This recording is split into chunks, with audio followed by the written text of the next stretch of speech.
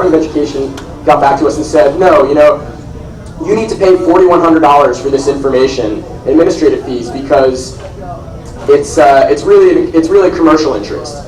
Because if we give you this data, it could lead to drug legalization, and SSDP could profit from that legalization. Therefore, you have to pay $4,100 in administrative fees. So we sued them. And really what they were doing with that was they were just trying to silence us. They didn't like what we were going to do with the data. So we sued the Department of Education, and within 30 days they gave in. And we won. And they said, we'll waive all the fees, we'll give you all the data within 2 weeks. And they did. And we just put together reports, so now if anyone's interested in finding out how many students have been affected by this law, we've got reports on our table, the SSTP table, we're kind of in a little alcove over there. In their own state, too. In their own state, not just how many students have been denied aid, but how many students in every state.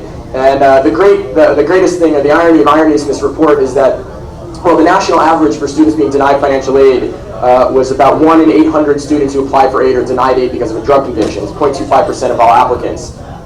The state with the highest percentage, with double the national average at 0.5%, was Indiana. That's right, that's right. The reason that's so ironic is that Indiana is the home state of Representative Mark Souder, who is the author of the HEA aid elimination penalty and the chief proponent of the law in Congress, and it's his constituents that are being denied financial aid at twice the rate of students all across the country. We got a great deal of press about this. The press in his local district, just ate it up. The Indianapolis Star even wrote an editorial on our behalf, on behalf of our report. So if you're interested in checking out some of this data, come pick up a copy of the report at the SSCP table here. Also on this front, the HEA provision was actually scaled back after about 8 years of lobbying and hard work by Students for Sensible Drug Policy and our coalition partners in the Coalition for Higher Education Act reform. We were able to scale back the Higher Education Act aid elimination penalty so that it no longer applies retroactively. It now only applies to students who are receiving aid at the time of their conviction.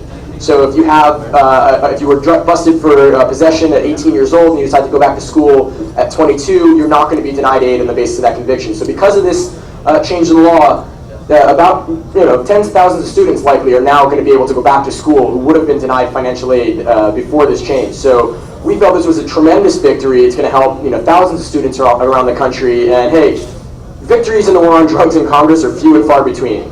We're really proud of that. Although we feel it's a 10% solution to a law that's 100% flawed. So what we're doing now is we just sued the government again. In fact, we sued the Department of Education again with the help of the ACLU Drug Law Reform Project. They're handling the case pro bono for us. A case called SSDP v. Spellings for Margaret Spellings, who was the Secretary of Education. And we filed suit in federal district court in South Dakota, challenging the constitutionality of the Higher Education Act aid elimination penalty. And if we're successful, no student will ever again have to worry about losing their financial aid because of a simple drug conviction, be it before they went to college or during college.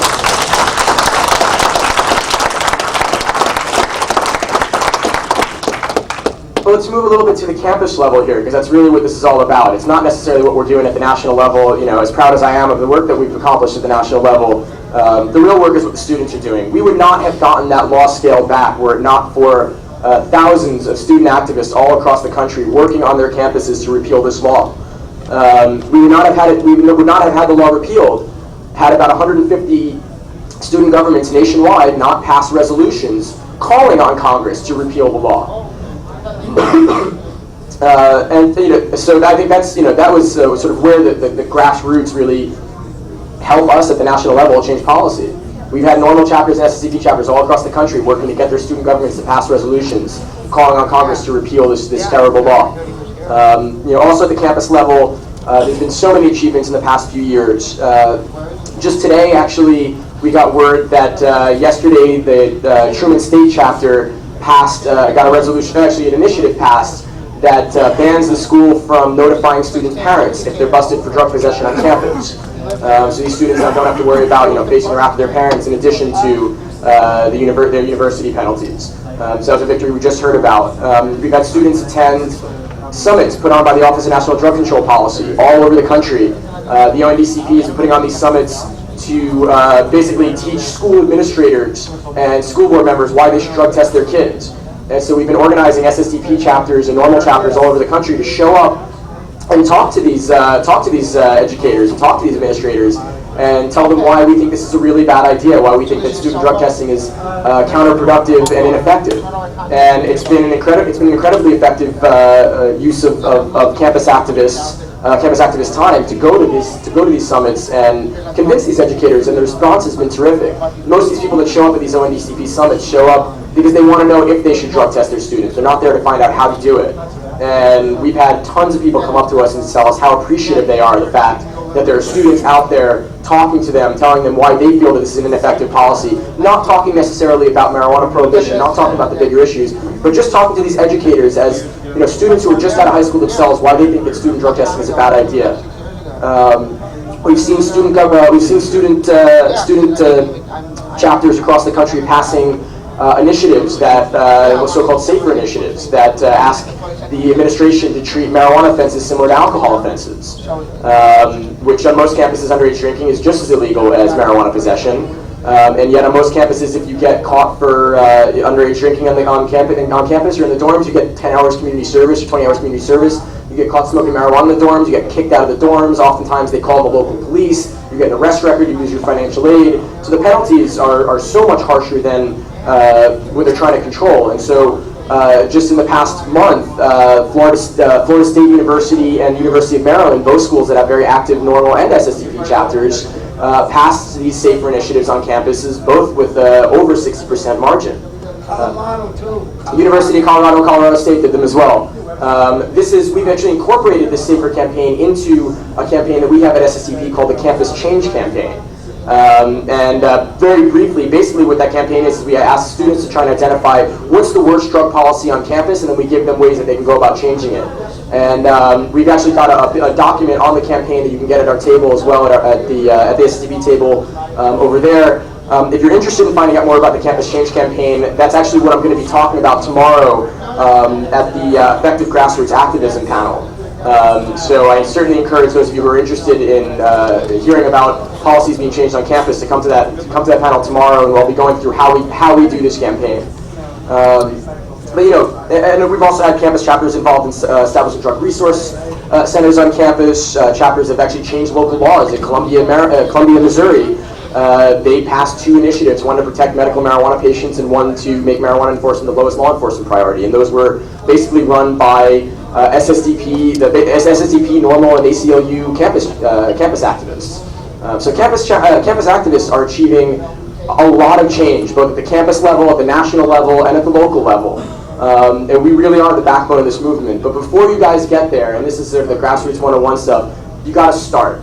You got to start somewhere. You're not going to jump into this and just change the laws on campus right away. You got to start. You got to build a movement on campus. You have to build an organization on campus. And so to do that, I always encourage new chapters to start out with a project that you can get results, but that costs very little money, because as a campus group, you're generally not going to get funded in your first year. So you need to find something that you can do that you can show tangible results, but that's not going to cost a whole lot of money. And the best thing to do that we found is to try and get your student government to pass an HEA resolution. Try and get them to pass a resolution to call on Congress to repeal the law. If your school's already passed one, you can get them to try and pass a safer resolution or any resolution. It really doesn't matter. It's what you do in that campaign that really counts. So you table on campus for a couple of weeks, and you collect signatures from students who want to see the student government pass this resolution. You collect their name, their signature, and their email address. And you take all those email addresses after you collected them for 2 weeks or so tabling on campus, and you put them in a Yahoo group or an email list or something, so that now all of these students who sign your petition are going to find out about what you guys are doing on campus. And if you're holding an event, they're going to know about it. They may not become core members, they may not show up to all of your meetings, but they'll come if you hold an event on campus, a speaker or a festival or something like that. These people will come. You now have them on your email list. You've now got a campaign. So when you're lobbying, when you take these petitions to your student government and you tell them we want you to pass this resolution, look, 3,000 students have signed this petition and support this, you back it up with letters to the editor of your student newspaper. You get your name out there. You make people on campus know who you are. And then when your resolution passes, you work with members of the student paper and get them to write articles about it. So you can actually get something accomplished here. You can get a resolution passed, and in the meantime, it's a terrific way to grow your organization in the process, and it really doesn't cost very much money. And once you've done that, once you've got students showing